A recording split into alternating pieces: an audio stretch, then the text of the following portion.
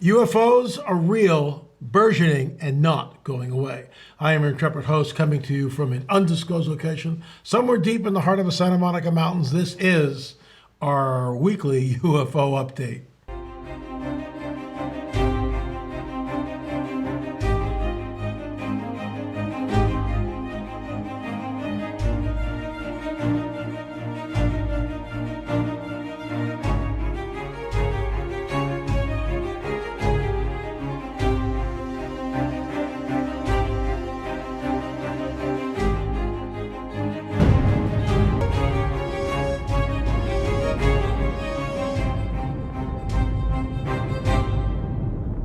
So I want to talk about our two films. We're probably going to do, just give you a heads up, a pre-sale.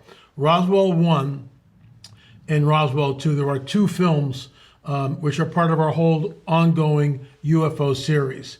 There'll be 9 films in the set. We are in post-production on all 3, 7, 8, and 9. So 7 and 8 are Roswell 1 and Roswell 2. The combination of the two films are about 2.5 to closer to 3 hours, somewhere in there. We're still editing, so I'm not sure of the time yet. But we'll be doing a pre-sale on these on Black Friday. So you're going to want to check these films out. I'm going to be talking about it here. This is Jesse Marcel Sr. You can see him right here. This is where everything starts from this. And for those of you who don't know the story, and the reason why we're absolutely so interested in this is the Roswell legacy basically set the precedent, the standard, the bar, as it were, for the way UFOs were going to be treated by the powers that be. The backstory is this: something did crash way outside of Roswell, and it's a long drive. It's not like 10 minutes out of town. It's 45 minutes on a 4-lane highway. You make a left turn, you're on a 2-lane road for about 30, 35 minutes. You make another left-hand turn. Now you're on basically a cattle road. There's free-range cattle everywhere you look, and it is what it is. And then you're on that for at least a half an hour, and then you make a left-hand turn through a cattle gate, and you drive for another 20 minutes. That's where the debris field is. And as we show in the film, it is literally out in the middle of nowhere. So the story is this: that Mac Brazo is the foreman of this ranch, and he goes out, he's free range, herding his cattle, and he's got free range cattle out there, and he sees something that he doesn't know what it is. He picks up pieces, he brings them back. They call Jesse Marcel Sr. Marcel Sr. goes out to the debris field. He sees it. He brings some of that wreckage back and shows his son and his wife before he goes back to the base. That's the story. And to think that this man would not know what a weather balloon is, whether it's mogul or anything else, is absolute nonsense. So we're going to get into some of this, and I'm going to show you a little clip, sort of a teaser, and hopefully you'll be interested in it. But that's the quick backstory. That's a thumbnail sketch of what happened at Roswell. So there's Jesse Marcel Jr. and Denise, his daughter, the granddaughter of Jesse Marcel Sr., and I interviewed both of these people. I interviewed Jesse Marcel Jr. before he passed away. It's a written interview. We show that in the film. We dramatize it in the film, I should say. But Denise was kind enough to come to the studio here, and we interviewed Denise. And I think you'll find her interview in our film absolutely riveting. She was incredible on camera. So we know that this book came out, the Roswell Report, case closed, and which the government tries to tell us that it was Project Mogul, and that the bodies that they saw were crash test dummies. As Dr. Stanton Friedman pointed out, well, the crash test dummies didn't come about till 1952, so unless there's a time machine, the Roswell crash is in 1947, so that's not going to fly. We went out to the debris field. We're one of the only Christian filmmakers or even ministry teams that I'm aware of that actually went out to the debris field. And we went out there with a metal detector, and I'll show you that in just a little bit. But this was the typical tap dance. If it's a nothing burger, why issue this report decades later? Case closed. It's nothing but Project Mogul. Jesse Marcel Sr. had no idea what he was looking at, or did he?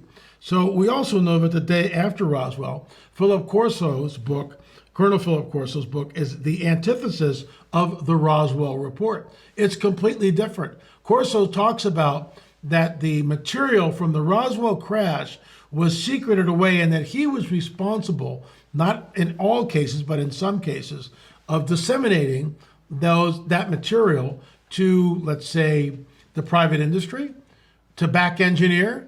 And Corso's book is a deathbed confession. This is General Ramey.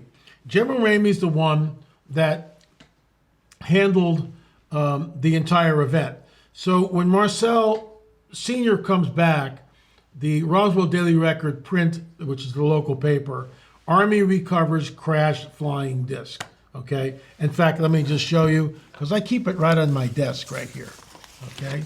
And just give me a second. Hold on. Yeah, right here. There we go. There it is. But a day later, General Ramey comes out, and General Ramey says that the excitement is not justified. Why? Because it is a weather balloon. We, on the other hand, who have done a deep study of this, say no, it's not a weather balloon, General Ramey. Now, how do we know that? Because they did the old bait and switch, and they carted out Jesse Marcel Sr. There he is. Now, according to what we know from Jesse Marcel Sr.'s son, Jesse Marcel Jr., and Linda Marcel, Jesse Marcel Jr.'s widow, who comes on the record in our film, as well as Denise, that Marcel Sr. was in a back room, had no idea where the press was, and they just bring him out. He's a patsy, he's a fall guy. And he's meant, stoop down, pick up some of the wreckage, look at this. This is a weather balloon. Here's one of the smoking guns. If that weather balloon had been out there for a week or whatever, the way the Army claimed, we'd see some sort of soil on it. We'd see grass or debris or dirt. That thing is pristine. Somebody carted that thing up, fresh out of the packet, ripped it up in a bunch of pieces and put it on the floor. It's nonsense. And when we look at the body language of Marcel Sr., and we see that he's not a happy camper. He knows exactly what he's looking at. So one of the smoking guns that we show in our film on Roswell, and our hats are off of David Rudiak, he's the one that put this on the map. This is old news for people like myself. I was glued when Rudiak released all this. And, of course, the debunkers are out there trying to debunk Rudiak's work. Good luck with that. So here we show Ramey holding a telegram in his hand. What General Ramey did not know, and we interviewed Mr. Balthazar at the Roswell Museum, who has been immersed, like myself, in the whole UFO phenomenon, researching it for decades.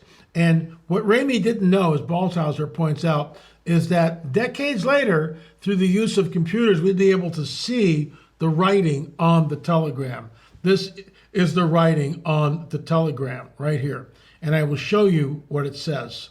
Disc, the victims of the wreck, and disc. And right underneath that, you see Wright Air Force. So if it's a weather balloon, why are they shipping this out to Wright Air Force Base? They don't need to. Why are they using acknowledges that a disc, right? The victims of the wreck. If it's a weather balloon, weather balloons don't have victims of the wreck, as it were, and surely they would know what it was. So this whole thing is a construct, an absolute construct. We went out to the debris field with 2 metal detectors. Chuck Sikowski had one of those metal detectors, and Frank Kimbler had the other. And we found something. And here's a teaser. I've been reading about Roswell and the Roswell crash and the mystery metal and all this stuff literally for decades, folks. And Frank is out here with this metal detector, and he gets a hit. And we have this all on film. And he's digging it out, and he finally finds, he's down to the last little bit of a handful. And sure enough, there's the piece that comes out.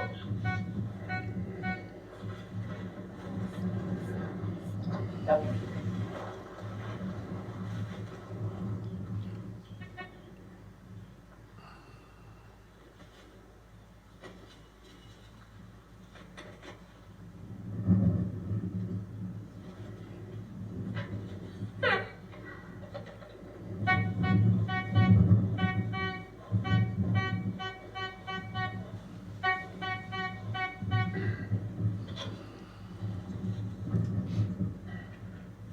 on this performance drop.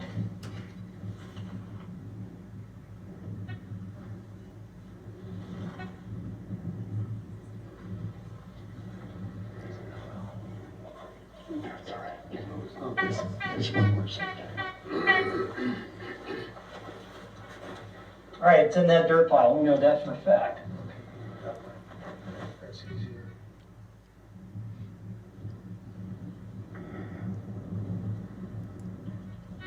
What the heck?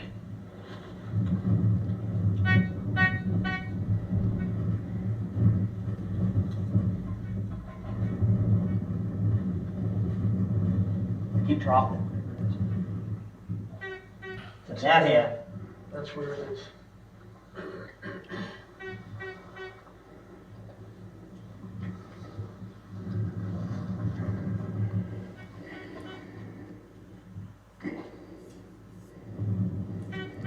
It's got to be in there.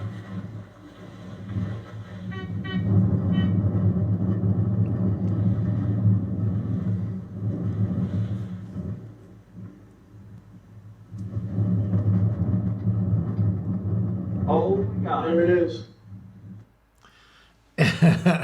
And I'm just going to leave it at that. And I know I'm being cruel. It's cruel and unusual punishment to do this. But folks, we went out to the debris field, and it cost a lot of money for us to bring a film crew anywhere and to do anything. And so when you purchase these films, you help us stay on the trail of a Nephilim and to create the films that you're seeing. So I will tell you this: we did find something.